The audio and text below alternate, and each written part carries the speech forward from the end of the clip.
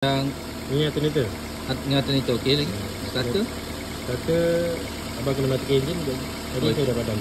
Oh itu tak ada masalah. Tak ada masalah lah. Tapi kalau nak Bateri? bateri tak kena matikan enjin. Tak apa. Okey, enjin juga. Bateri okey.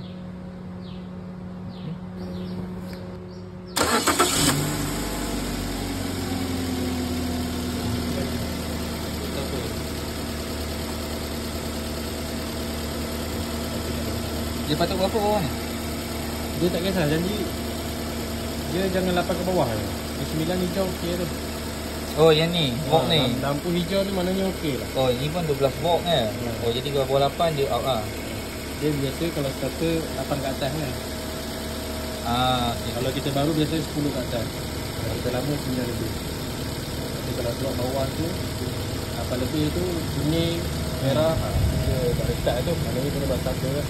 Okey lah.